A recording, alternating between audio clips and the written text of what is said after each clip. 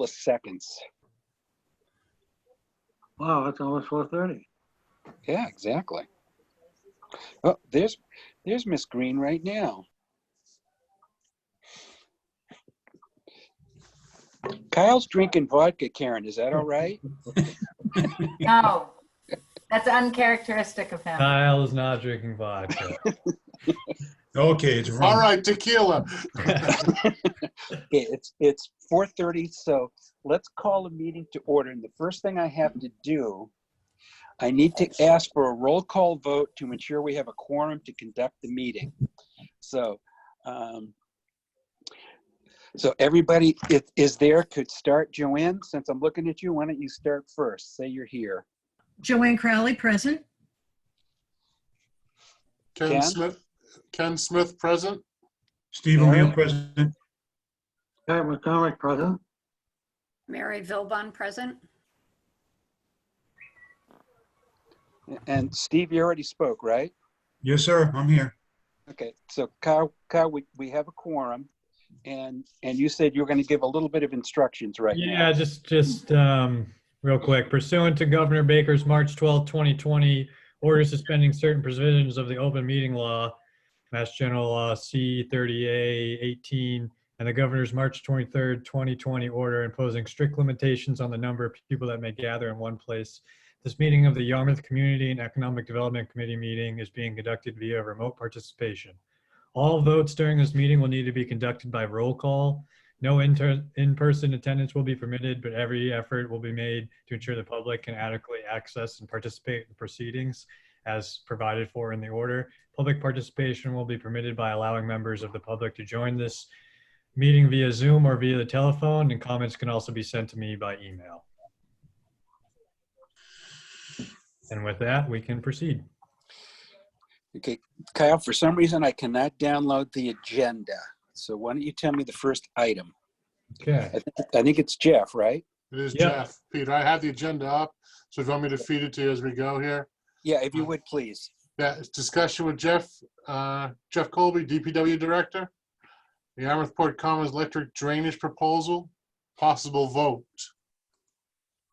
And then we also had sent Jeff a list of questions that we had thought at our last meeting just for discussion points. Yeah, so I don't know if you guys want to go over the proposals first or how you want to handle it.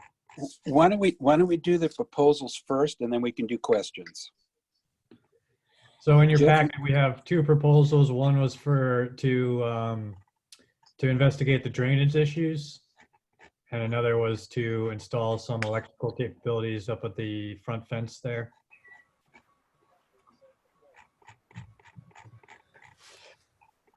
Jeff, Yeah, so this is, Jeff, I can cover each one of those briefly if you'd like. oh, that'd be great. Sure.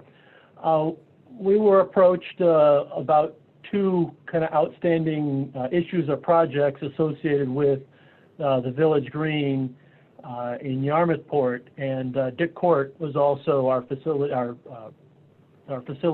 superintendent was also involved in these discussions as well, and he's the one that was able to reach out to John Brewer to get the electrical proposal and discussed with him some of the different elements associated with that. That one's a little more straightforward, so I'll start with that one. In your packet, there is also a sketch of what that proposal would include.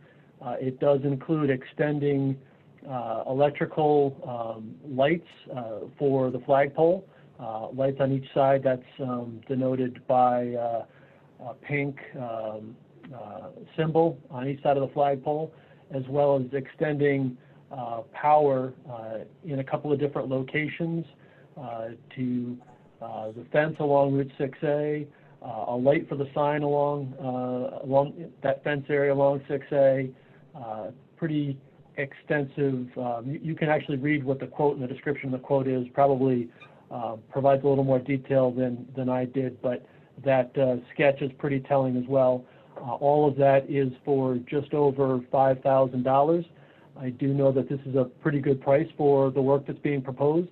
Dick also reached out to another electrical contractor to see what their price was, and it was more than this. It was, I believe, $1,000 or $1,500 more than this. So we know that this is a good price, and this is a particular contractor that we've used in the past for similar types of projects, and this would be for an exterior extension, so therefore it would have weatherproofing associated with all the electrical components. Would also include pulling the permit that's needed for this work. So I'm happy to answer any questions you might have about the proposal. But like I said, what you have in your packet is pretty detailed and shows a good diagram of what's being proposed. Jeff, should this be coupled with the drainage update at the Greene as well, or should they remain independent? Well, I think they're really separate elements. We would want to coordinate them if it's something that the committee would like to pursue both of, because when it comes to the investigation for the drainage, there is some test holes that are necessary, and obviously we wouldn't want to do anything that would impact underground utilities in doing that work. But other than coordination and for the execution of those two projects, they really are independent. In fact, they could be done separately. If the committee felt very supportive of one but not the other, that's not a problem. They really are two separate projects and can be done separately. Anybody Yeah. have any? I do. Jeff, Steve O'Neill, thanks very much for putting this together. Much appreciated. My answer to your question, Peter, if I could, from my point of view, would be to do them separately. I think Jeff just hit the nail on the head. Any subsurface work that's done, the geotech work that's done, can be done independent of what we need here. And I think this project, getting it done, can be used. Mary probably can address it more than I can, but getting the electric situation upgraded on the common doesn't mean that we can't do the geotech work that needs to be done, but it also gives us an opportunity in the event we want to use the common for some other lighting activities, other events that would require lighting, we can do so. So I'm all for it. The only question I have, and thanks again, Jeff, for that. The only other question I have is, because this is under 10,000, I don't know if but you, Mary, Karen and Kyle can answer better. Do we got to put this out? Do we need to put this out to bid? No, we don't. Yeah, that's good. That's excellent. So I'm ready to vote on this now, Mr. Chairman.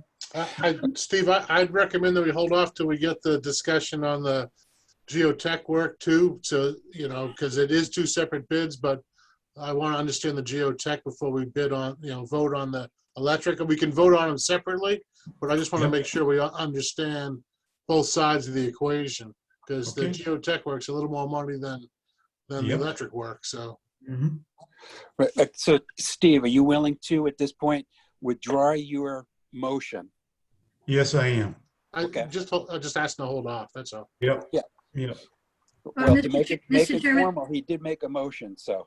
Yes, I understand. Mr. Chairman, I have a question for Jeff. Yeah. Jeff, just a quick question. On either of these proposals, do we need dig safe work that has to be done, and are the dig safe elements costed in either or both of these? That's a good question. For both of these, dig safe would be necessary. Anytime there's digging in the ground, that would be required. Dig safe is a free service, and each contractor would be responsible for calling in their own dig safe, and that is included. So there's no additional cost for dig safe in either of these projects. Oh, great. Thank you. Mr. Chairman, can I ask a question? I did see the email that Ragnar is backing out. They're not going to hold their event. Correct. At this point, I was wondering, what do we do about shifting funds around? I mean, Ragnar was a big nut, and if we can put that back in a kitty, it'll make it a little easier for some of these other projects. Yeah, I assume that we would discuss Ragnar dropping out, and where we wanted to put that money later on. But you're right, it is. They do kind of go together, because it does give us some money to spend. Yeah, that was my point. I didn't care when we did it, but I just thought I'd mention that. Right. Jeff, can you talk about the maybe we can get rid of the swimming pool that ends up in the common on that one side, that northwest side of the common. Right, that's the other proposal. It's a little more involved, which is why I started with the electrical one first. That's pretty straightforward. There's a clear diagram and a clear proposal from a certified electrical contractor to do the electrical work. Yep. When it comes to the drainage project, that's a little more complicated. It's not clear what the best solution would be because we don't exactly know what is subsurface in that area. I've heard different stories about how that was a kind of filled wetland area or a filled pond at one time. I don't know if that's the case or not, but you know the soils are very poor in that area of town. A lot of clays, a lot of silt material, and so I'm sure soils are a factor there. But the big unknown is it you know just 5 feet deep and is causing some perched water at the surface of the common there, or is it you know, more of a deeper lens of poor material. And so that makes a difference because if it's something that could easily be removed or punched through or put a drain in, you know, that would be very important to find that out and see if we can, you know, have the most cost-effective solution for looking at that. So the first step is to do some borings, to do a study. Comprehensive Environmental, Inc. is a consultant that does a lot of work for us.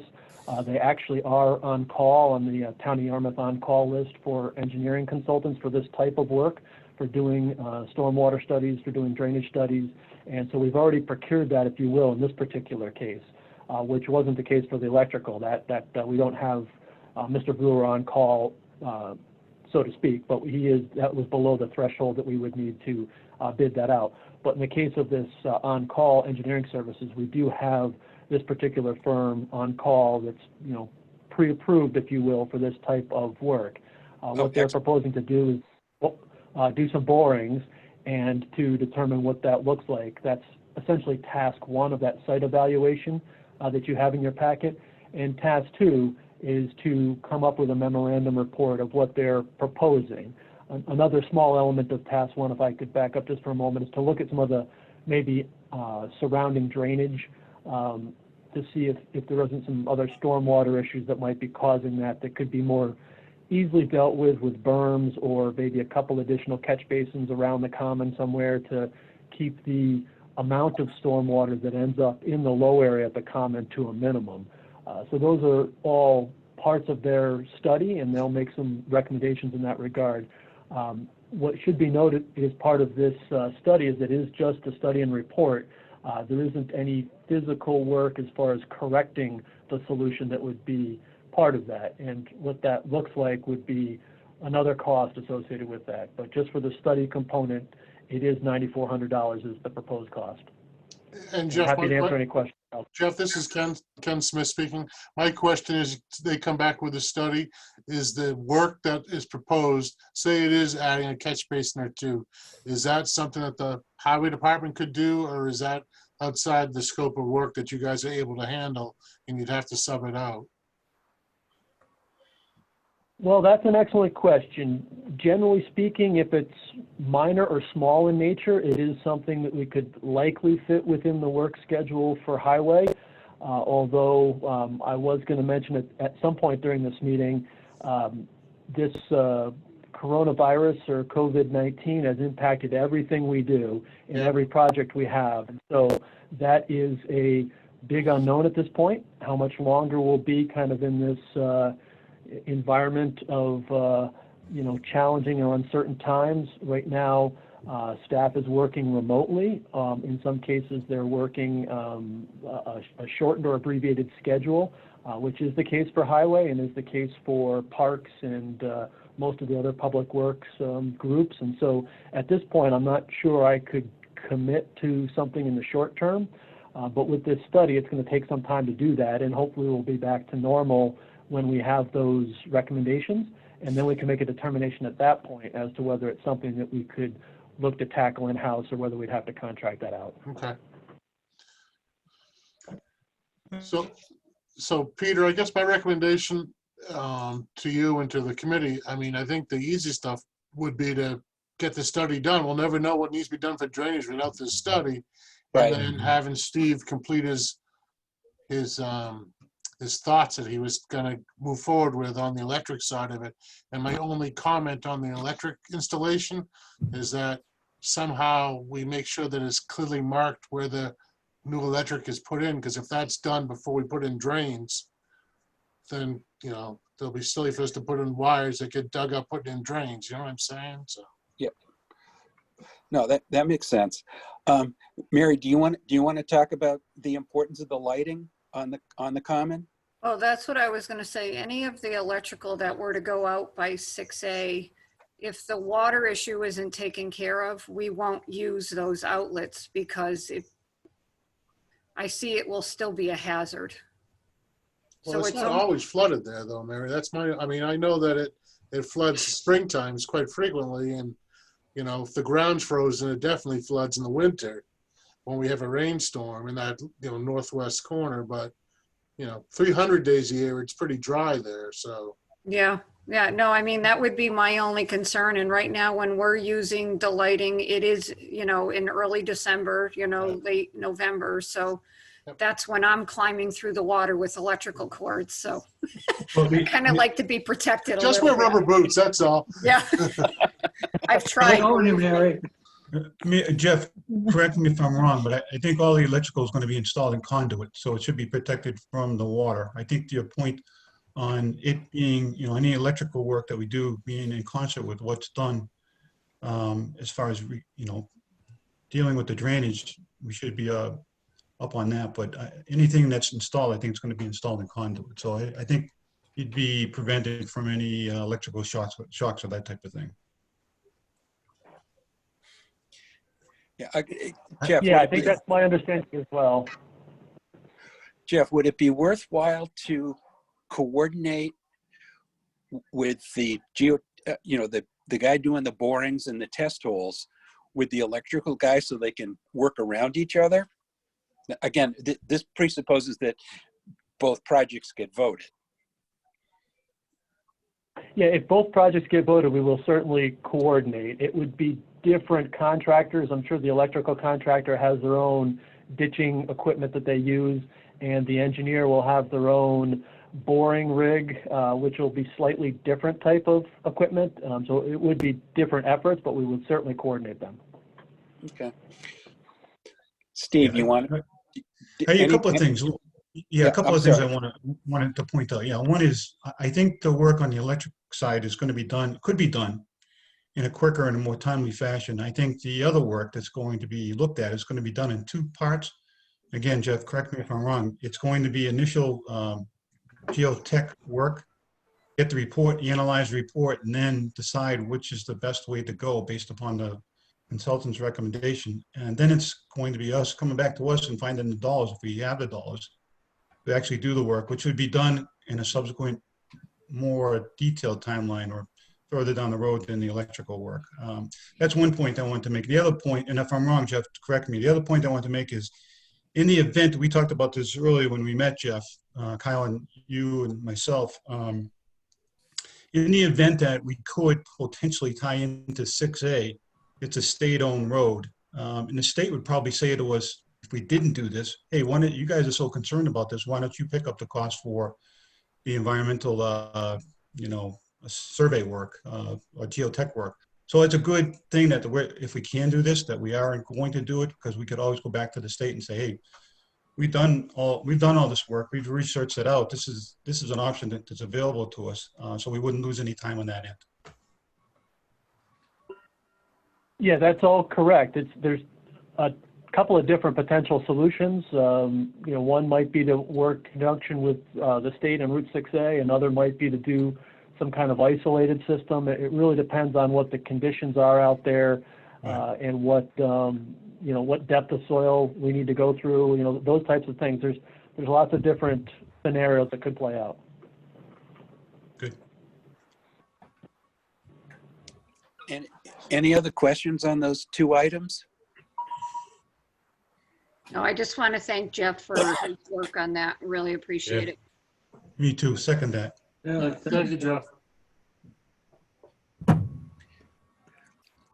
Steve, you want to put your motion back in on the electrical stuff at this point? Sure. Make a motion that we approve the electrical work in the amount of $5,045.45. Second, Is there a second? And I heard Jack make a second. Is that correct? yes, right. There's a motion, there's a second. Are there any further questions?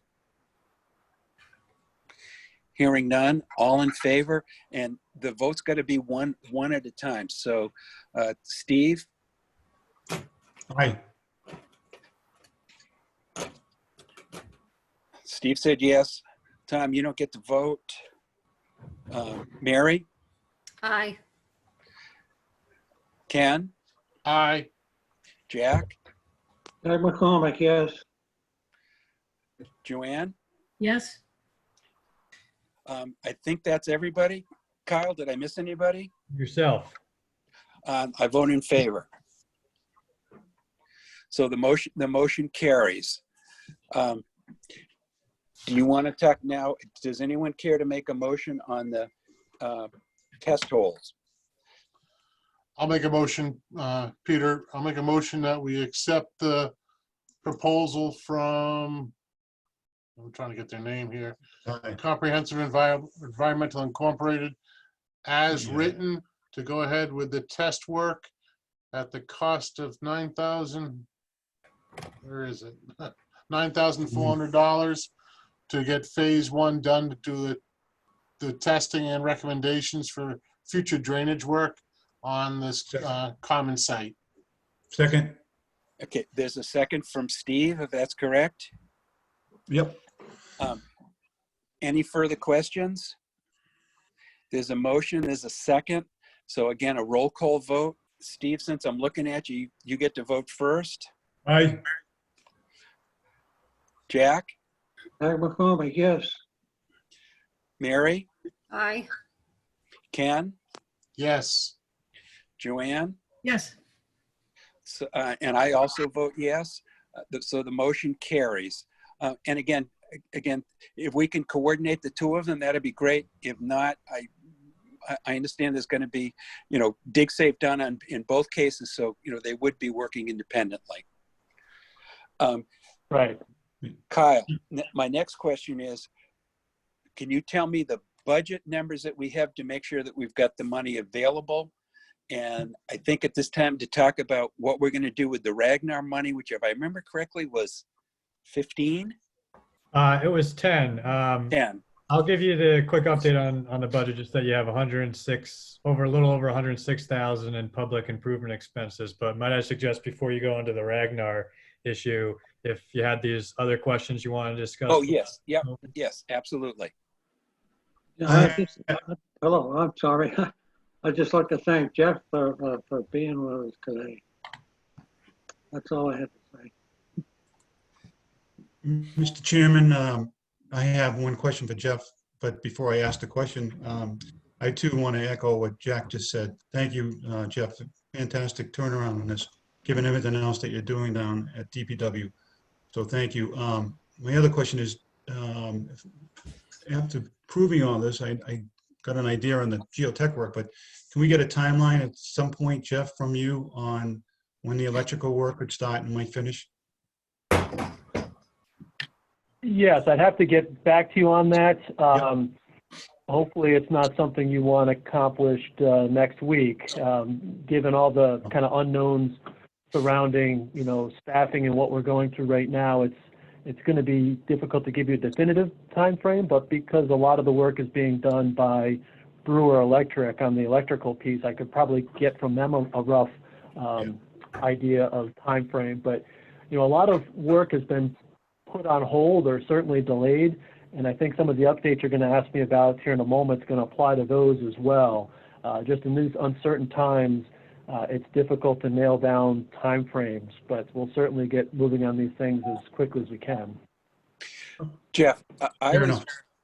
I was reading that our good friend, the governor, is talking about shutting down all construction stuff except for except for certain infrastructure and I guess critical construction. Have you heard anything about that? I mean, it didn't sound like it was a hard and fast, but a recommendation. Yeah, we've been following that very closely because that impacts a lot of these projects I think you're interested in as well. And that relates to the electrical contractor as well. If what he's doing doesn't fit on that list of essential services, he's not going to be able to do it until the governor lifts that emergency order. And we don't know when that's going to happen at this point. We do know that it's in effect through, May 4th, but I think many of us think that's going to be extended. And so there's just a lot of unknown at this point, and it does affect a lot of what we do. Hey, Kyle, my computer just completed its update, which took an hour and a half. So I'm going to try to sign in on the computer. So if I get lost, I will come back because I may have to disconnect the one I've got right now. Roger that. Right. Does anybody have those specific? Okay. We have some. Yeah, so Jeff. maybe what we can do in light of what Jeff just said and what Peter just said too with the governor in construction projects, maybe we can just keep this on the agenda as an updated item that we can get every meeting or every other meeting. Well, could we at least get an update where the stuff's at this point now, Steve? And then have an update, because it really was, timelines was really kind of the goal here, this discussion, but we all certainly understand that the timeline's been messed up by the coronavirus. So, but I'm just curious to understand where each one of the, we had 4 different projects we were looking for discussion on.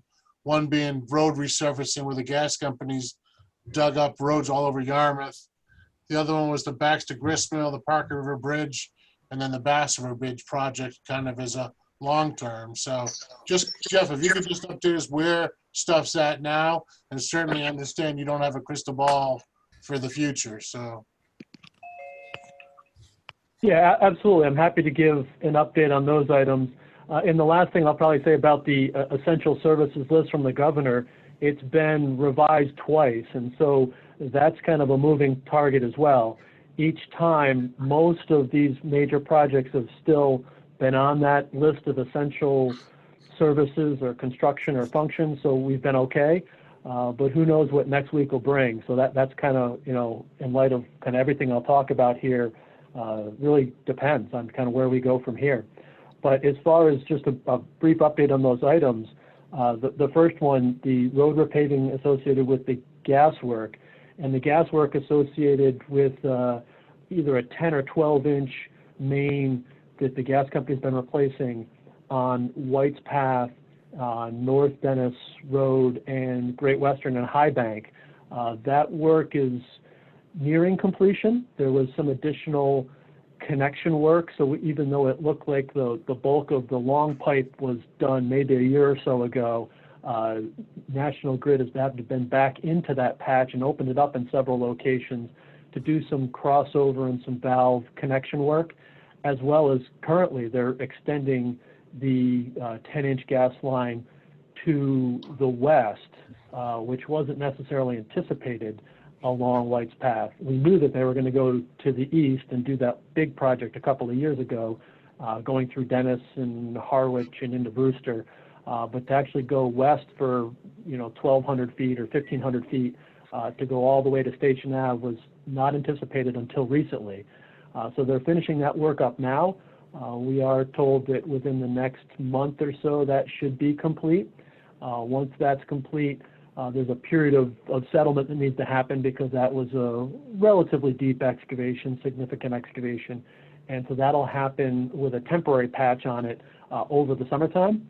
And then immediately after Labor Day, as the most recent information we have from National Grid, they will be looking to do a curb-to-curb resurfacing of the road, all of Great Western and all of the areas on North Dennis Road and all of White's Path, I should say, and the areas that they also impacted on North Dennis Road and Great Western and High Bank Road will all be resurfaced as the culmination of the project, if you will, and that's scheduled right now, right after Labor Day. I don't know if there's any questions about that one before I move on. Nope, Not for me. not for me. No, good. Okay. I think the next one that was mentioned was Baxter Gristmill. That's an exciting project that's now just recently become a little more visible to passing motorists because the black construction fencing was removed. But that's been a project that's a little behind schedule. We had hoped to finish that up in December before winter came on, but that didn't happen for a number of different reasons related to some construction complications, but it is coming along well.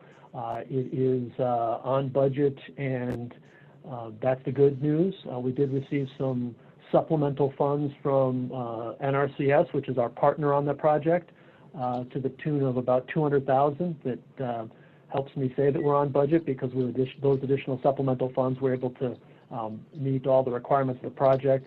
Probably the most significant item that delayed that was the overnight pumping that was necessary in order to dewater some of the areas to do some of the stone work and the fish ladder work. That was probably a little more complicated than the contractor anticipated, and the volume of water was certainly more than they anticipated. But we got through that this past winter, and they're really now putting the finishing touches on it. They're doing the loaming and seeding, the repair of the stone wall that was impacted as part of the project, and are putting up some fences on the along the fish ladder, as well as some of the other areas that we need to protect people from the drops and the areas associated with the project. Both the sluiceway as well as the fish ladder and the pool area all need to have fencing that kind of protects people from those areas. And so that's being done with wooden fencing in most of the cases, and it's coming along quite well. A lot of stone facing was used, and in areas that stone facing couldn't be used, stamped concrete that was painted to look like stone was used, and I think it's coming along really well. It should be substantially complete by the end of this month, and you know, like I said, a little bit behind schedule, but it's coming out well. Happy to answer any questions about that project before I move to the next one, if there are any. Jeff, just a question. What's the long-term benefit of that project? I mean, other than the aesthetically, of course, but I'm talking about what was the whole purpose there of that project? Yeah, that project was done, the bulk of the funding was through CPA as a historic preservation project. There was water that was running pretty unobstructed through that mill building, and now as part of the sluiceway, which is the channel that brings water into the building, and a proper gate that was added to that, that's going to protect that building from having the constant rushing water going through there, potentially impacting, you know, the foundation of the mill and the operation of the mill and that type of thing. Another significant impact, and why we have the partnership funds from NRCS, was the fish ladder. They essentially paid for the whole fish ladder project with those federal funds. So one of the benefits will be increased fish passage. I don't know that we'll necessarily see that this season, since there's been a lot of construction and it's just finishing up. But in future seasons, we should see significant fish improvements through there. That was a I believe 6-step fish ladder, and now it's a 9-step fish ladder, so it's much easier for fish to make it through that that fish ladder now as it's currently configured. So those are the big benefits associated with the project. And as your historic fun fact, did you know that Henry Ford once tried to purchase the Baxter Grist Mill? We should have sold it to him. He did buy one of the windmills that at one point we attempted to buy back, by the Yeah, way. that's the story. He got that instead. He got the oldest windmill on Cape Cod or something like that instead. Any other All right, well, questions? there's no other. Any other questions of the Christmas? Also, Ken, if you recall, we've discussed putting some money into helping renovate the building. Yep. So, you know, but we had to wait for the dam to be finished and figure out what's going on there and stuff before Right. we would have moved forward with that. Yeah, and I probably should have mentioned that as well when I was asked about the benefits. The third part of that project was to reinforce the dam. It is, in fact, a dam, and it's permitted through the State Office of Dam Safety, and there needed to be some enhancements that further protect that structure by providing some, you know, modern enhancements to the dam, and so that was included as part of the project as well. So some safety enhancements happened there as well.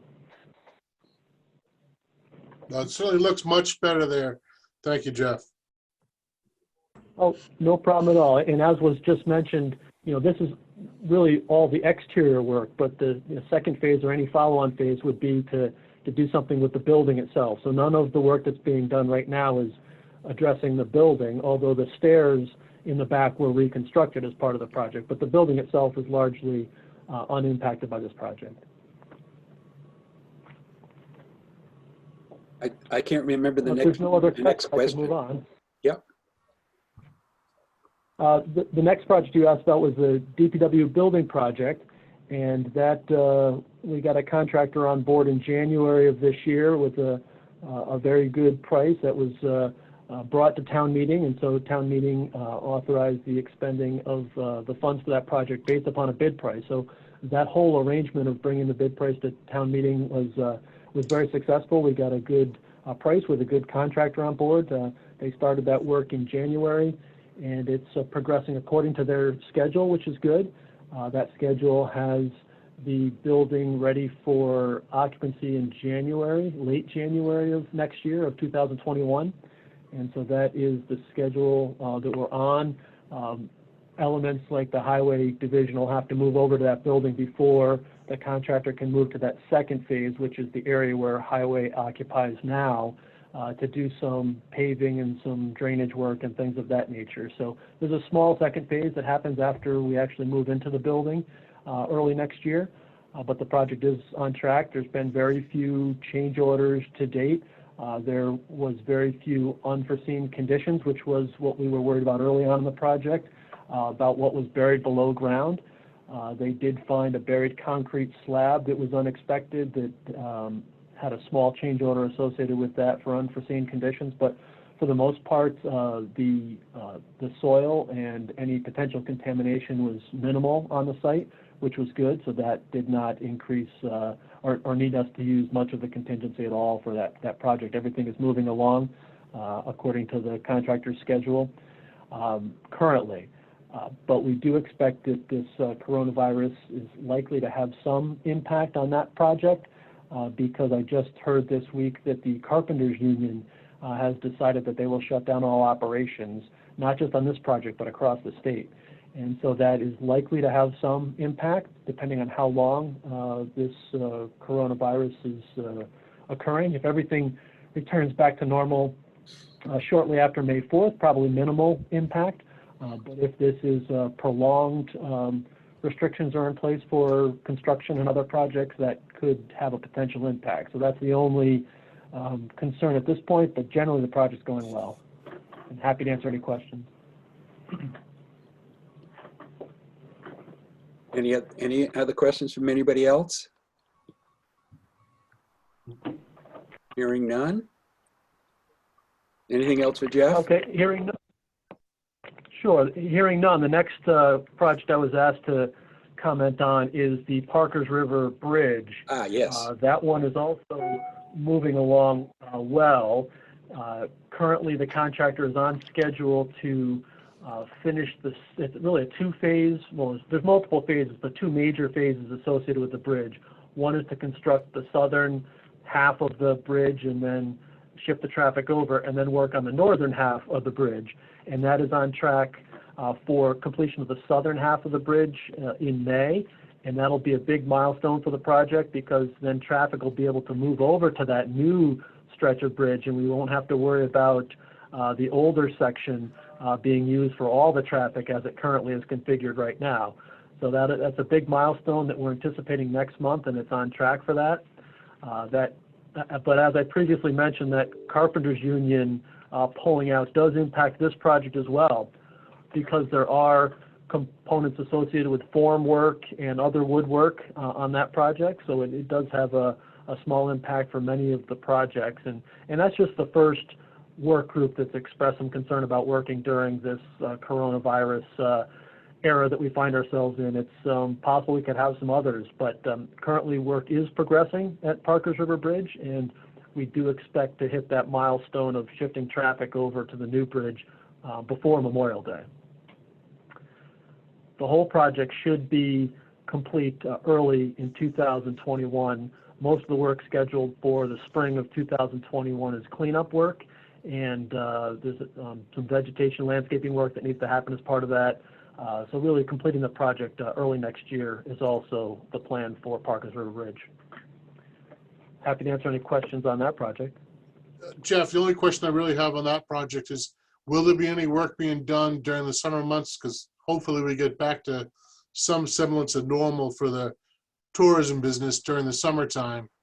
Will there be any, I understand we'll be on the south side hopefully by then on the bridge, but other than that, there will be no traffic restrictions, correct? That's correct. We're, according to our permit with Mass DOT, we're not allowed to do work between Memorial Day and Labor Day. Okay. And I haven't heard any requests from the contractor otherwise. It's not likely it would be approved anyway. So it should be a relatively quiet summer with no traffic impacts. They are allowed to do some minor work behind barriers during the summertime as long as it doesn't impact traffic, but I don't expect that they'll be planning to do much at all, since most of the work that they do has a pretty significant presence out there. So there really shouldn't be much going on between Memorial Day and Labor Day. And I guess one follow-up, I guess just thinking about it based on the comments about the coronavirus, if everything gets delayed and they can't work between now and Memorial Day, and then they won't contractually work over the summer, are there any safety concerns having all that summer traffic on the south side of the bridge? Or the north, on the north side of the bridge that's still open? Well, that's an excellent question. And currently we've done some investigation to make sure that northern section of the older bridge where all the traffic is now is stable. And we're comfortable that it's stable right now. But I will say most everybody that I talk with, from town staff to the contractor to Mass DOT, is all very interested in getting traffic as soon as possible off that northern section. So I'm not sure how otherwise to answer that question, other than to get traffic off that northern section as soon as possible is everyone's goal. Okay. So could they ask for a waiver that would allow them to work in this, say June if they had to get the southern side open if, things get hung up here over the next month?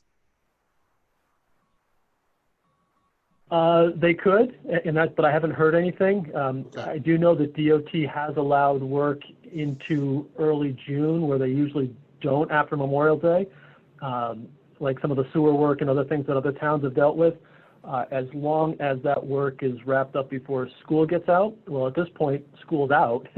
So we're just in an uncharted territory as far as all these things go, but I don't see any reason why this major bridge project wouldn't be able to hit their milestones over the next couple of weeks and get that southern half finished. They really don't have that much more to do. Okay. Next week, they have some weatherproofing, some damp proofing of the concrete to do, and then they're paving the week after that. So they have a pretty aggressive schedule, and this is a major transportation project. So as I mentioned before, the governor has revised his essential services and construction list a couple of times, but I got to think this is one of those that'll survive that list even if it gets revised again, just because it is a critical bridge project. Jeff, you mentioned that Carpenters Union coming off the job doing COVID-19. How is this going to affect the bridge? You said there's still some form work to be done? There is, and the contractor is using other labor to do that work. It's relatively minor form work compared to the foundation work for the DPW building. but the contractor has a alternative plan or a backup plan, if you will. Both contractors do. Okay. And right now they're working with that backup plan, and it seems to be okay. We don't want to see too many other hiccups come up between, now and Memorial Day, but as it stands right now, things are still on track. Thank you. And I certainly don't have a crystal ball, but I think COVID's going to last through at least Memorial Day, I unfortunately. 100% agree. Yep. I would agree. Jeff, is it anything else in the list of questions? The Bass River Bridge, Peter, was the last one, which was Okay, just yeah. where that project's at in its prep stage, I guess. Yeah, it's still very early or relatively early in the design stage because we haven't even had the 25% design public hearing for that project, although that was on track to happen around the June timeframe. That's been pushed off now. Pretty much everything with the state or any public meetings are pushed off, if they're happening, anytime this spring or early summer, they're being pushed off, several months just to be comfortable that we're out of the woods here, so to speak, with the coronavirus. So that's still relatively early in the design process. That Bass River Bridge project is on the Transportation Improvement Program for 2021, but because of some of these delays and also an interest to marry that with the Four Corners intersection project of Route 28, North Main Street and Old Main Street, that project is in the Transportation Improvement Program year 2022. So I think it's likely that the Bass River Bridge will, marry up with that project and likely be shifted to 2022 at this point. Jeff, is nothing critical, but on the Dennis side, on the Dennis entrance on the north side of Bass River Bridge is a brass plaque to my favorite governor, Governor CROWLEY. I'm assuming that Okay. that kind of stuff would be saved. Yeah, that's a good question. I don't know the answer to that question. I mean, I'm sure it's going to be saved, but I don't know if it's going to be incorporated into the new bridge or whether it would be more of a kind of a historical component that would be part of, a memorial or just something that could be, given to the historic archives. I don't know what the plans are for that particular plaque, but I'm sure it won't be destroyed, but I just don't know what the plans are. Those are more detailed design items than they've been working through recently. One of the recent stuff has been the bridge.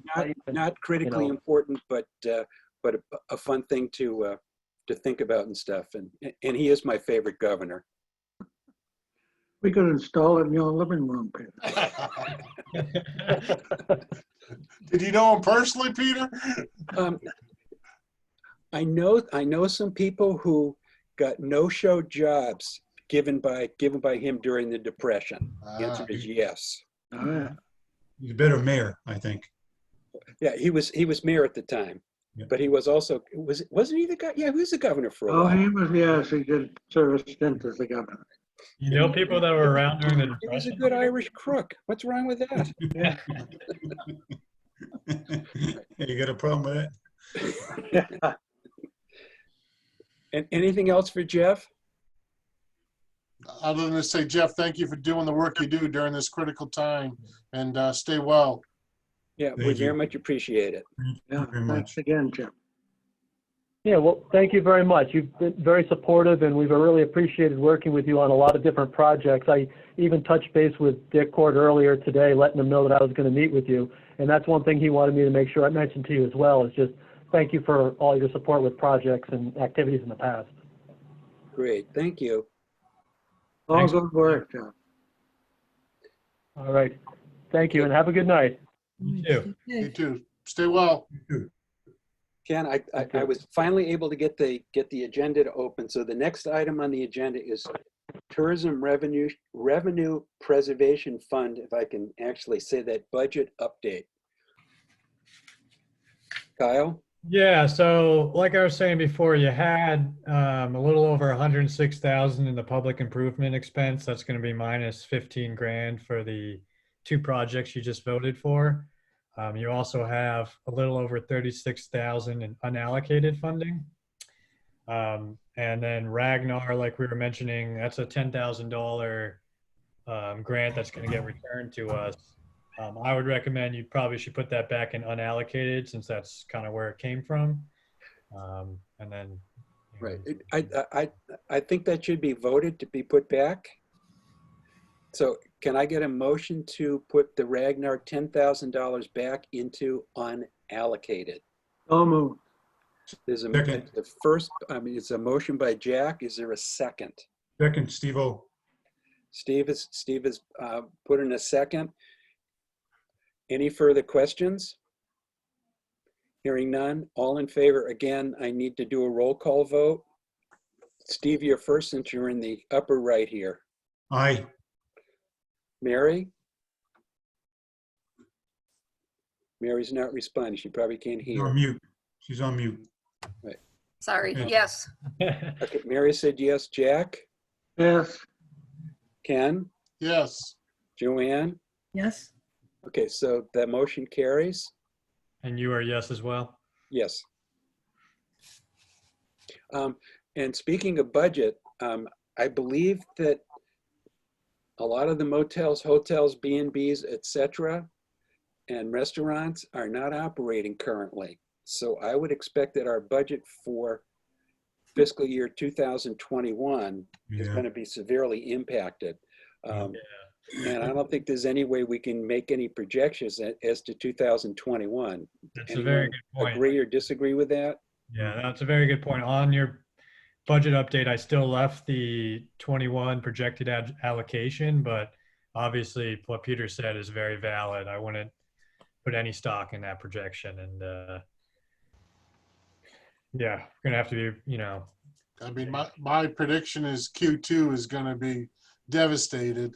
Right. You know, Q1 was hurt. Q2 is going to be devastated. Q3 is going to be hurt. I don't think we're going to be back to any semblance of normal, whatever normal is, until well into July and August. I hate to say that, but I, you know, I truly predict that as I do have a little bit of inside knowledge too. My oldest daughter took a job with the CDC, and she's doing analytical work for them, and it shows Massachusetts not seeing the bottom of the curve until late June. So, you know, so I think that, you know, people aren't gonna, you know, it's not like a light switch. It's not gonna just be shut off and everyone's gonna run out the door, which you know, I'd like to believe, but I think people are going to be leery before they start leaving their houses. I hate to be a pessimist, but I'm looking at real-time numbers every single night when she's doing her work. So, Well, and I think, Ken, you can also maybe, with the work you're doing now, the chamber is calling our members every day. I talked to 26 businesses today alone. Hotels that I talked to last week, they've lost 70% of their summer reservations already. Yeah. So, I think everybody's disposable income, among other things. yeah, without question, Jack, you're 100% correct. I think that not only from a safety standpoint are people going to be leery, but, you know, we've laid off, you know, with 430,000 this past week signed up for unemployment in Massachusetts and 200,000 the week before. I mean, it's, you know, people are going to, no one has money, you know, so. but if I can also say, I took 2 calls today from people who have reservations here in Yarmouth in July. Yeah. And they were calling just to make sure that we were still there and willing to have them. So of course we, Yeah. you know, welcome them and acknowledged, you know, to call again after May 4th and see what the update is. But they just wanted to make sure, and they were going to hold out and not cancel their reservations. So there is some positiveness out there. Yep, people are still calling. I mean, my wife works for a reservation, I mean, for a hotel company in Yarmouth that people are still calling for the summer. So, which is encouraging. So, I mean, you know, I think people are going to want to get away when this finally breaks. It's just how quickly it breaks is the part that's the unknown. So, Right. Yeah, anecdotally, dealing with my customers and former customers in Provincetown, April, everything's canceled. May, everything's canceled except for Memorial Day. Most of Memorial Day is pretty good. Early June, nothing. 4th of July, still holding out okay. And then into August is pretty good, but but most folks are running maybe 15, 20% of reservations, what they would normally expect at this time. The other part, It's Peter, gonna- the other part that's concerning, I'm sorry to interrupt you, but the other part that's concerning is after, if things get back to normal, for some semblance of normal, I should say, for the summer, the part that concerns me is that the motor coach business is being devastated by this. And that's what, a lot of properties survive on September and October before they close the doors for the winter. So, I do think that as we move forward, if this is all based around revenue projections, it's going to be severely impacted for 2021. right. I would just say that I think that, once we are able to open up our hospitality businesses, we should certainly make that known to as many people and as many outlets as possible. Right. I think we should think about, a budget item for that when the time comes. No, Yeah, we absolutely should be looking at putting some money to help Mary to advertise that Yarmouth is open for business when the appropriate time comes.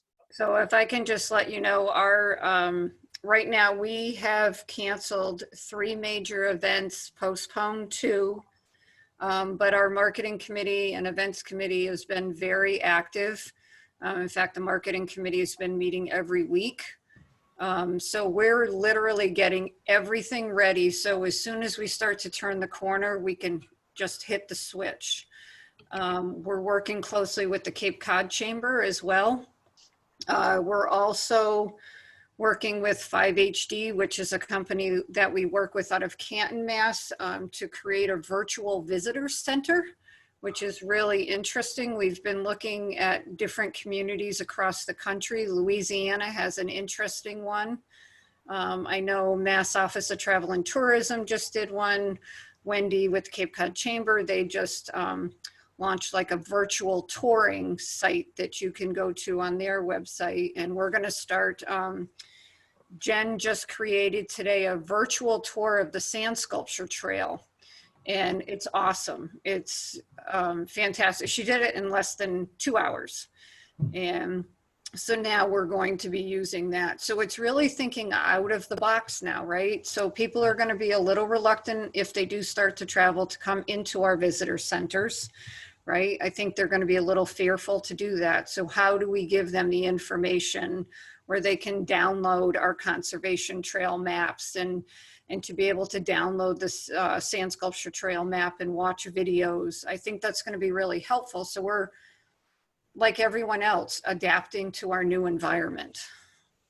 Yeah, and if Dr. Fauci is correct, and the modeling out of the University of Washington is correct, we may see a rebound in September and October as well, which would be another kick in the pants.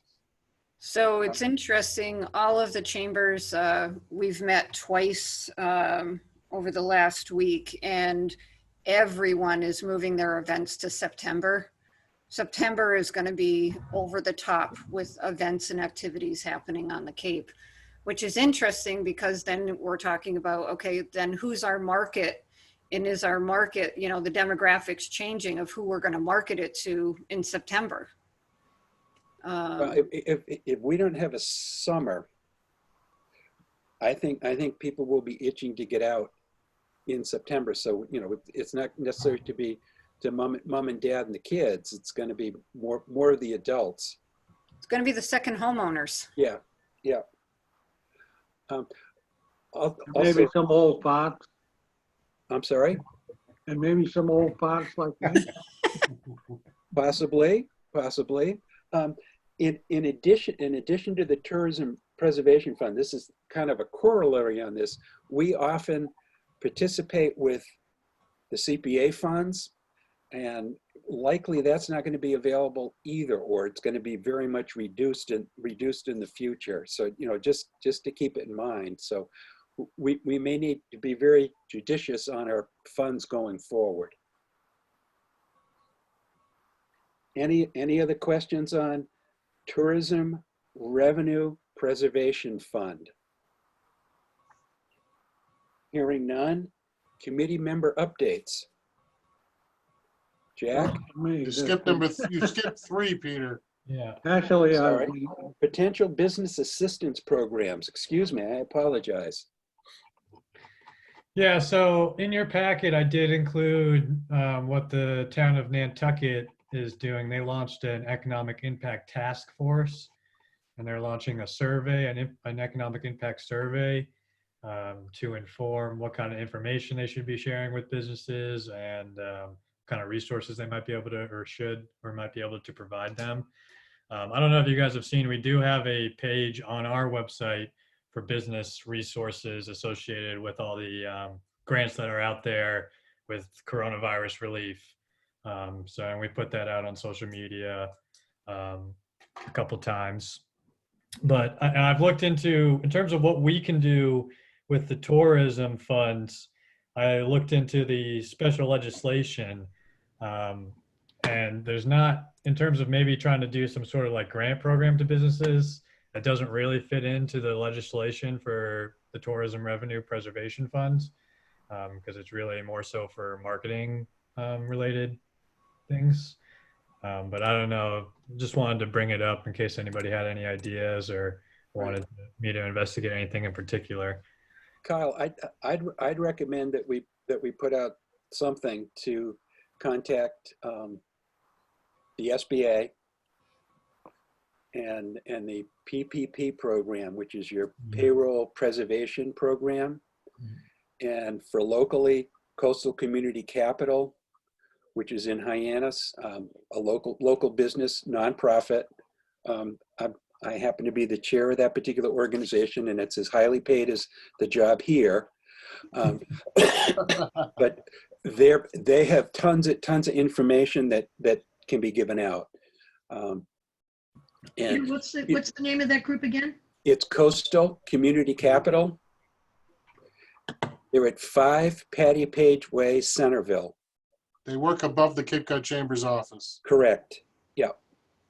Can I also say that we've been working closely with SCORE, the SBA, the town. Not only are we e-blasting every single time when I'm calling a business, we're making sure that they see. If you haven't been to our website, yarmouthcapecod.com, there's a great page broken down by loans and grants, health information. Kyle's been great. I think we've kind of shared each other's information wherever we can. We've actually watched our Google Analytics to see how many people are going to our site now. It's been pretty impressive. It's almost 45% open rate going through. Great. So businesses are reading it. And like you're saying, Peter, everybody's getting this, trying to get the same message out. We're all trying to work together. Right. Yeah, and if you're talking to anybody and they're thinking about applying for the PPP, they should have done it yesterday or the day before, right? Because there's a lot of money, but it's very limited money for the entire nation, and they're afraid that they're going to run out. In fact, one of the bills was to add more money to that program. They said 2 weeks, Peter, it was going to be out of money. So yeah, I know that they're talking though about adding more right now. They are talking about adding some more money to it, which would be good. You know, there's also disaster relief programs which are available to everybody. And if they already have SBA loans with people, you can get up to a 6 months deferral. And on some of the disaster loans, you don't make a payment for a full 12 months, and there's no interest that's accruing. So you know that's a real benefit. In addition, on the payment PPP program, in approximately 75 to 80 days, if you keep your employees on, that loan becomes a grant. Right. We're working on our, I'm sorry, you go ahead, Steve. Yeah, Peter and Mary, do we know if any businesses in Yarmouth have taken advantage of the PPP program yet? Everyone I've talked to has, every single one. Yeah, most small That's great. businesses are going to be doing it, Steve. Good. That's good to know. This is catastrophic. That's the word that I'm using. Mhm. And when you talk to these businesses, I Yeah. can't even tell you.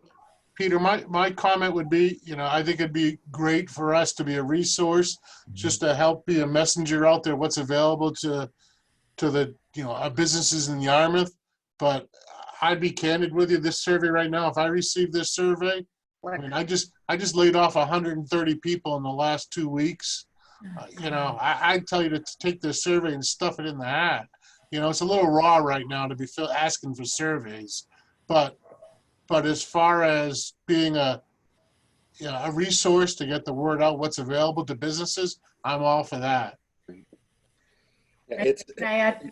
it's Just- terrible. I'm sorry, Karen. I just wanted to let you all know too, we're looking at our CDBG grant. I'm sorry, what? CDBG. We are looking at our CDBG grant, our Community Development Block Grant through the Okay. Housing and Urban Development. And we have $60,000 set aside for this year. We're working on getting the program approved. 95 for next year. And then because we're a CDBG community, we're also going to get $76,000 in CARES money. I'd have to look up what CARES stands for. I don't remember, but we're eligible to spend it on urgent needs. And we're looking at different programming. It's something I've spoken with Mary about. And so the program that we're considering first are grants to small businesses primarily. And it would be for job retention and job creation. And it would be probably $3,000 to $5,000, $1,500 per job. So Well, every little bit helps, and yeah, it's a little bit, unfortunately. a little bit, but it's more than we wouldn't have. No, I'm CDBG community. not poo-pooing So- it. It's just Oh, tough. believe me, I poo-poo our small CDBG grant all the time, but I'm all for that, Mary. I might it's a add, bird in the hand though, right? Joanne, I'm sorry. You got the floor. sorry, it's Joanne. I might add that Kyle, I had sent a quick email to you on the CDBG grants, Karen. I had seen that as well. Great. And the couple of different websites, I just kind of was looking for tourism related issues, and who's got kind of response teams that they're trying to put together to help the tourism industry and their local communities. And in the case of Ireland, the entire country has a terrific plan in place to kind of move out of the mess and move forward. But on the grant issue, I also noticed and sent to Kyle that the Economic Development Administration also has grants as part of the CARES legislation. And interestingly, it also says EDA funding may be used in opportunity zones, which we have, which are now, and they go on to describe it.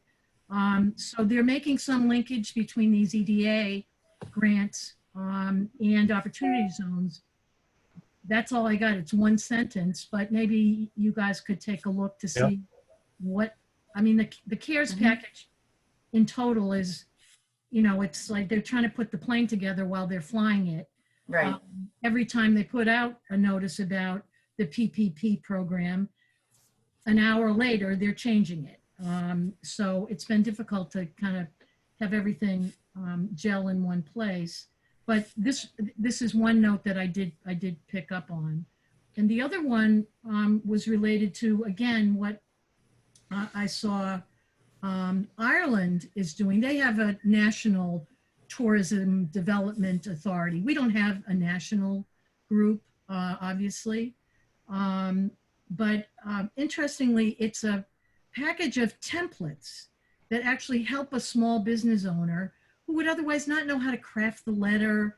What do I say? How do I try to link out to my customers and let them know I'm okay, but this is where we're going. So anyway, I sent that along to Mary, that maybe her staff could take a look at that in terms of real positive action. This is what you might want to do, and formats and templates. So I think people in small business, some of them don't even know how to apply for the PPP loans or have never applied for an SBA loan, and they're in a terrible spot.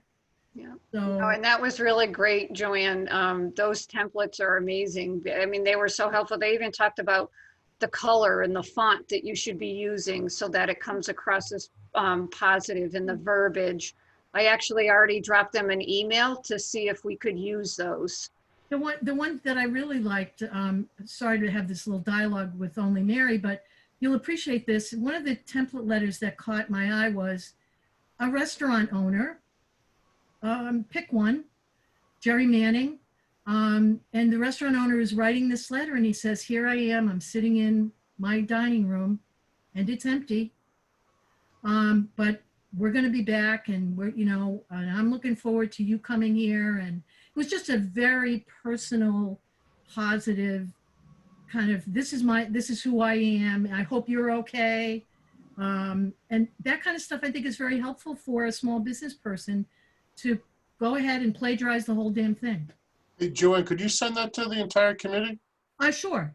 Mary, maybe, I've got all of your addresses. Sure. Oh, Absolutely. Joanne, you can send it to Kyle.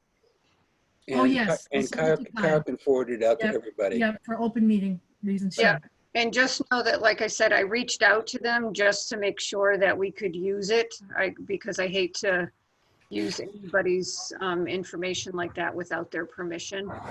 We've been sharing things from the chambers across the country right now, and this is just another example where I think we could be helping each other internationally. Yep. So, thank you, Joanne. I thought that was great. Thank you, Yeah, Joanne. it was fun to find it. Yeah. Yeah, thanks for sending me the thing you sent, Joanne. I'll definitely look into those programs more in depth. Right. And Kyle, if you could get information, out, maybe a Facebook post or, wherever it's most appropriate, that would be great. Yep. And again, we've got no financial interest in any of those things, so I don't think that would be any issue, but it's good information to have out there. Just and make if- sure and we as- have and the as a approval. And as a little plug, I've been trying to do takeout as much as I can afford it at the local restaurants that I frequent. So if you guys can all do that, every little bit helps, believe me. Trust me, it does. And I can tell you, we, after calling all the restaurants today, we're updating the list. A couple of restaurants are closing as of today. Captain Parker's is going to close. And Cape Cod Creamery and Hyannis, they're going to be closing as well. Everybody's hoping for May 4th, but that's the date they're all hoping for.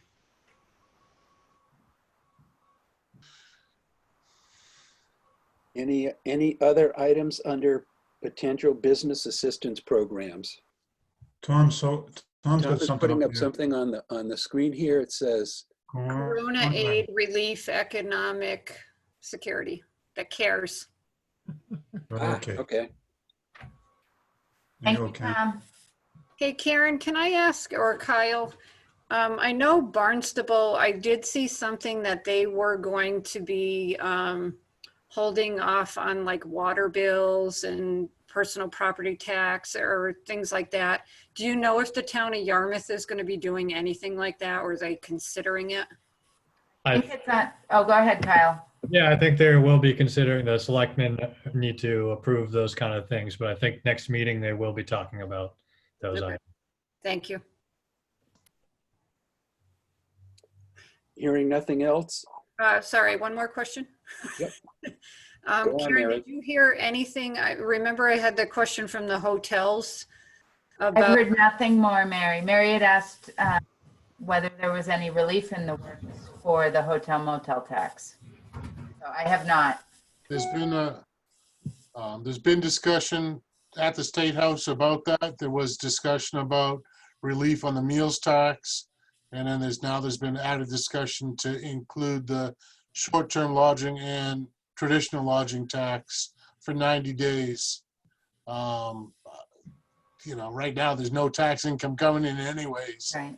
But there's been discussion. So where it goes, I don't know. The problem with it though, guys, is bear in mind that the state is bleeding money right now too. So, Yeah, the rainy day fund is going to be expended. Yeah.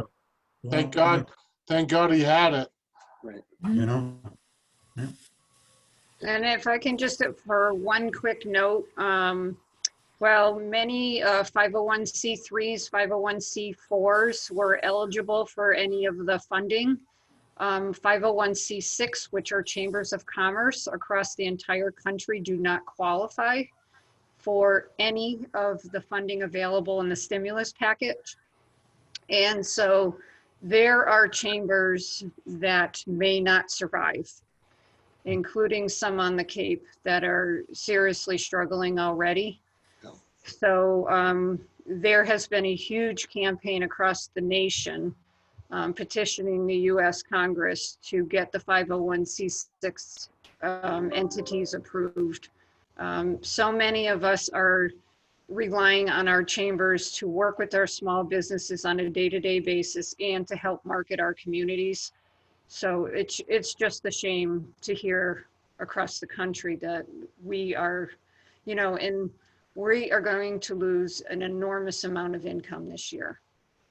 So, Mary, do you know any idea why you were excluded? we don't. I mean, Wendy, we're all fighting the battle. Wendy has been very vocal for us on the Cape. I've been on many webinars and Zoom meetings with her where she's fighting for all of us, and we all signed letters yesterday. But if anything comes across your emails, if you can support 501c6, we would appreciate that. We've laid off 2 staff already during this, and it's going to be a really hard year for us. And we now, after what we saw with Barnstable County, we're probably going to be in jeopardy of not even being able to open Route 6, which is going to be devastating for the small businesses across the Cape. Ken? Yes. I got a question for you. Since I know that you and Patrick are in the real estate business, are you seeing any impacts in terms of sales, looking and stuff like that? Yeah, absolutely, Peter. It's come to a screeching halt. I had sold a couple homes, one in Yarmouth, one in Dennis, just before this all started. I actually closed on one today. Congratulations. Thank you. That's great. Yeah, and then I closed on one the end of the month, hopefully. But I had picked up 2 listings just before this all started, and nothing. There's been no activity at all. I mean, one of the homes that I sold, I listed it on a Thursday, and I sold it on that Saturday, and that's how fast stuff was selling if it was priced right, and if it was a quality product. Both of the products that I listed here recently, just before Corona started, are both, one's a condo, one's a home, and I'm not in the, we have about 20, 25 homes under listing right now through Fran, and there's been no activity. Virtual tours, that, stuff like that, that's still been happening, but nobody's going to make a move until they can sell their own home. And that, the Cape market is all secondary home anyway, so it's come to a screeching stop. Mm. And the other part, I'm sorry, Peter, just one add-on was Ferran Realty has about 100 rental homes under its listing, and through the end of January, we're up about 17% year over year, which was really encouraging, and we've taken huge steps backwards. I don't know the exact numbers, but it's very concerning. The whole industry in the Cape we're a tourism-based economy here, and it's very concerning. On that cheery note, Yeah. number 4, committee member updates. I just gave you mine. Want to go first? Joanne, do you have any updates for us? Yes, the planning board has not met since our last meeting, but we did have a dry run last night for our first meeting next week where the public will join virtually.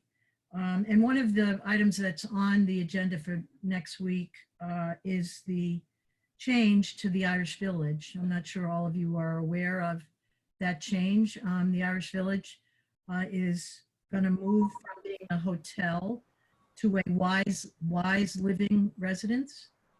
And it'll have senior housing. It'll also have a leased medical complex as part of it, and an exercise and rehab and pool area as part of the medical complex. We've seen the drawings on how they're going to work this out. Some of the space there smartly just combining two rooms that happen to be side by side. And their capacity is changing from 128 hotel rooms to 120 apartments, their words, for a wise living complex there. They also own the property abutting the Irish Village, where I think there's a hairdresser. The old Moose Lodge. I'm sorry? It used to be the Moose Right. Oh, that's right. Yes. some time ago. Right. And actually, I've had my hair cut there a couple of times, needing one right now. But they also own that property, and that will become part of the development. So we'll be reviewing that next week. That's the main thing on our agenda for next week. It's kind of a big change. Have I they can had add- have you guys had any looks at where the Irish Village is going to move to the Yarmouth Resort? Or is that a secret? Not a I secret. don't know. It's not a secret anymore. Well, I've been hearing it for about 3 months, so Or longer. yes. If anybody's interested in those, the plans and the material that the planning board will be considering, it will be posted. We're trying to post meeting materials. Kyle did it for this meeting very nicely, posting all the meeting materials with the agenda on the town's website. So you all can just look in. I just took a quick look. It's not up yet. I would bet it's up tomorrow, or it has to be up on Monday. So If you're interested, the Design Review Committee, of which I'm a representative from this committee, they met and reviewed the plans for the Irish Village. And actually, as far as architecture and design, there's very little change. There's been a few changes, but not a lot. So it will look the same. That's the drawings I saw pretty much looks the same. Right, yeah, there's very little change. And obviously, the Design Review Committee, of which I'm a representative from this committee. Anybody know any committees I'm not on? Yeah. Should we sign you up for them, Jack? No, I told them no more committees. They wanted me to be on that ill-fated bike path from the bike trail down to 28. And that looks like a failure. But anyway, the Design Review Committee reviewed it, as I said, really no changes. That Drive-In Site Committee had some exciting news. Why don't I let Karen tell you about that? Karen? yep. I mute myself to avoid the background noise. So A big grant. the town was awarded $956,000 in land water conservation funds. It's money through the Park Service that comes through the state. So that was a big win. Good news. Leverages our nice CPA initial deposit on the big project. So, That's great. What Excellent. can that get used for, Karen? sorry, What can that get used for? that's getting used. So it can't be used for the boardwalk, any part of that. So, but it's offsetting the costs of design and permitting and a little bit of construction. Because I'm not going to be able to pull all the budget figures off the top of my head. It's a $7 million project, right, altogether. And so we have I forget what it was, $2.2 million in CPA money. And we can use this money for up to 50% of certain costs. But what our first step needs to be is the design and engineering. So that's, Yeah, I think it was a matching grant, right? I'm sorry? It was a matching grant to That's correct. to recognize the CPA money. That's correct. And that's the end of my report. That leads me to the question about our good friends from Canada. Mhm. Mary? You have to, Kyle. Kyle's been on top of that one. Okay. Moment. Yeah, we've been working through the contract to get to them. Just putting the finishing touches on it now, actually. And then we're going to send it over to them to review and sign. I'm not sure when they'll actually be able to do the site visit for Yeah. obvious reasons. But it is moving along. Excellent. Excellent.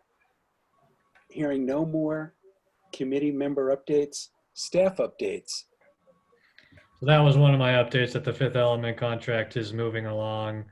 I think Steve wanted an update on land disposition, and Karen can probably speak to that a little bit better than I can. I don't know if you want to speak to that, Karen.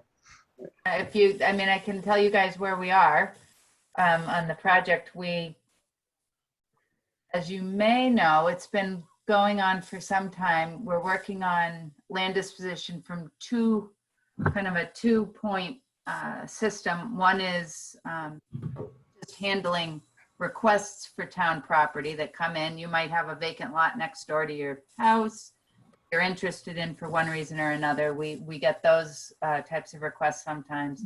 And then the other is working on a more comprehensive inventory of town-owned land. So we're working on both of those things. As you know, for us to dispose of land, in most cases, it needs to go to town meeting. So we've established a process. After a few years ago, we had a bit of a bumpy effort at getting town meeting approval to sell a few parcels of land. And yeah, the town meeting clearly wanted to be involved with the process and understand which parcels are we putting up, what are we going to put them up for. So we've gone through the process of establishing a land disposition committee, which is largely a representative committee. There's someone from the Recreation Commission, because they'd naturally have an interest in vacant land. Someone from the Planning Board, someone from the Conservation Commission, so forth. There is one at-large seat which hasn't been filled, so that committee hasn't been formally appointed as of yet. So once we have that in place, the process is we'll handle the internal requests. We'll work on this list of inventoried properties. They'll go to the committee, and then they'll make the recommendation to the selectmen. It's a long process, and then they'd go to town meeting. So my hope would be to get the requested properties, and we do have a handful, and it is just that handful of, oh, I'm interested in this sliver of land next door to my house, but to get those onto the fall town meeting warrant, and then to continue working on the inventory and taking them as we can. Some of them are heavier lifts than others, just in terms of the amount of discussion that they are certain to generate. So that's this position. I don't know if you have any other questions. I have a bunch of questions, but I'm going to hold off. I think what I'll do, Karen, is give you a call and Kyle will call and just go over them with you and report back Sure. to the committee at the next meeting. Let me know. We can set up a Zoom if you want, Steve, or whatever. Sure. Okay. And if you want to shoot an email, that'll give us time to Yeah. questions. Yep. Sounds good. Thanks. And then just one other staff update. So we got a proposal that the town administrator wanted me to bring to you guys. I didn't want to do it this meeting to try to keep it as simple, since we had Jeff already. But it's a proposal from Centerline, which is out of West Bridgewater, Massachusetts, which would help do some investigation as to how to get Wi-Fi to the drive-in site. So they have a proposal for $6,100 for engineering services, which would basically do the preliminary work needed to be done to try to get Wi-Fi to the site. And basically the idea would be, if you guys wanted to fund this proposal, the end product for their proposal, you could take, they basically generate some specs for the project that could then be taken to another engineer who could actually implement the Wi-Fi. So this would kind of be a first step in the process of trying to get Wi-Fi to the drive-in site. And the folks from Centerline were more than willing to do a Zoom call with you guys to help explain it and answer any and all questions, because I'm not an expert on the proposal. So I don't know if you guys want to take that up at a future meeting. We don't really have any meetings scheduled right now for CEDC. That was going to be another one of my questions, when you guys want to meet again. But just wanted to float that out there. This is definitely like a pet project of the town administrator. Well, I have two comments on it. Kyle, number one, I'd recommend that, let the committee take a look at the proposal from Centerline. And two, I do think it should be on the agenda for a future meeting. Yeah, I agree. Sounds like an idea. Right, I agree it should be on, but if the updates to the drive-in site are not going to happen for a couple of years,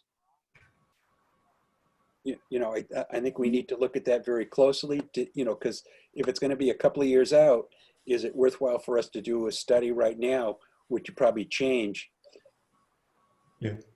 very shortly? But again, absolutely should be on an agenda so it can be discussed. Yeah, Well, Mr. Chairman, one other Just point make I a would add. comment to on that. that. Go ahead, Jack. Jack? Yeah, just make a comment on that. The fact that the improvements are quite a ways out, we do have events scheduled there that would really benefit from Wi-Fi before anything else is done there. I mean, they complain about the Wi-Fi from every event that we've had there. The fact that they can't use their phones to process credit cards. Yeah, that's a very good point. Very good point. They can't do that on businesses on 28. Yeah, so I don't know when you guys are thinking about having your next meeting, if you want this on the next meeting or what. Peter, I'd recommend we just, right now stay with the Zoom meetings until further notice and just stay on our normal schedule. Yeah, I think that's a good suggestion. Yep. Has this worked out pretty well for everybody? Yes. Yes. So So if we wanted to keep on the normal schedule, meeting the second Thursday of every month, the next meeting would be May 14th.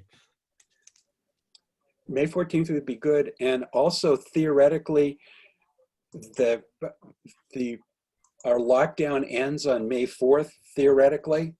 So, we might have some light at the end of the tunnel, or that might be the train coming at us. So would you guys like me to arrange Centerline to, be in on the 14th meeting? Why don't we, have they sent you a proposal? Yes. I'd like to be able to read it first before we have a meeting. Me Steve, too. Yes, do you sir. agree? Yes, sir. Agreed. So if you could get it, yes, put it on the agenda, but send us the proposal so we can read it, and then likely at the subsequent meeting we could have them on a Zoom, because I'm sure they're going to use language I don't understand. Okay. Right. So do you want, so. No, we're looking at June, Kyle. Yeah, Schedule Centerline for June. Okay, got it. Yeah. Can I ask one question for an update? Yes, ma'am. And I'll explain why I'm asking, and that is in regards to the pole banners. Can you give us an update, Kyle, and then I'll have my questions if possible. We have received the banners and hardware. It's sitting in town hall right now. The next step was going to be to work with Charlie at Simple Signs to get the installation done. We were going to have to figure out, exactly where we were going to pay him from for the changeovers in the fall. Obviously, the coronavirus kind of throws a wrench in a lot of things, including this project. So yeah, what are your questions? Well, my only thought was for two things for it. Number one, with the traffic being much lighter right now because people are not traveling around as much as they normally would, it might be a benefit for us to at least get the hardware installed. And the second thing is, it's a small business in town that could use some income that eventually will get out of this project. So that was my only thought on it. I also don't, if it's inappropriate to do it right now, I understand. But it's just a thought that I had this morning. Do you think it makes sense? I like your hardware idea, Mary. Yeah, if we can get the hardware Do that, but not the banners. exactly. If we can get the hardware installed on the utility poles, that would be a big Yeah. of the time commitment. Mary, my only comment to that is that adding to the cost, so to have them go back. Right. I don't know. So that's, it's worth a conversation with Charlie right now. You know, I mean, I like your thinking. I think it's a very valid point. I'm just concerned if it charges a second, a second hanging fee or something, you know what I mean? So. Well, he was going to donate the installation. So I don't know. Yeah, we'd have to ask him. That's a good point. I mean, my thought is if you're going to hang the hardware, you might as well hang the banners. It's just one more. You just looping the banners onto the rods. well, and also then it's two details, right? So, okay. I just thought I'd throw it out there. Yeah, you're right, Mary. If we could give them some business, that would be great. The problem is like, we're not really giving them business as of right, immediate business because it's going to be a donated or it's supposed to be a donated installation. So it's kind of tough to go to somebody right now and say, hey, we got this project. Can you do it for free for us right now during the coronavirus? If he was donating the installation, now is not the time to be asking that. So. Right. That's my thought. No, good point. Item number 6 on the agenda, minutes from March 12th, 2020. Motion to approve? Motion to approve by Steve. Is there a second? Second? There's a second from Joanne. Any further questions? Hearing none, all in favor. Again, roll call. Joanne, you're first. Aye. Steve, I'm Ken. Aye. Jack, Again, aye. Mary, Aye. Steve. Aye. I vote as well. So motion carries. Upcoming meeting, we've already determined. I have one other question. This doesn't really affect me, but I understand some of the ladies are having problems with their hair. But I believe, Karen, your hair color hasn't changed. Don't do that. Be careful where you're going, Peter. Well, again, I keep reading that we're going to find out everybody's true hair color shortly. That's only if you have hair. There you go. I do have a Mine movie too. recommendation for those people who are watching Netflix, especially for Karen. A movie called Cadillac Records. It's about Chess Records. Right. And the founding of great music. Play it loud. Thank you. Very good. I'm ready for Mary's motion. Exactly, All Mary. I'd like to make a motion to adjourn. Is there I'll a second second? that. Okay, there's a motion. There's a second.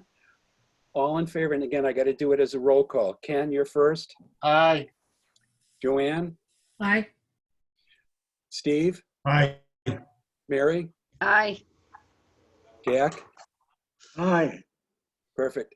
Thank you very much. I think it worked out well. And there's a cow over here, and a little earlier, clearly there's a disco ball going on. The light keeps going green and back and stuff. So I don't know. what's Disco going on cow. here. Thanks, Tom. Okay, thank you. Drink All right. Yeah. Be well, everybody. All right. Bye-bye. Stay safe. Bye-bye. Stay Yeah. safe.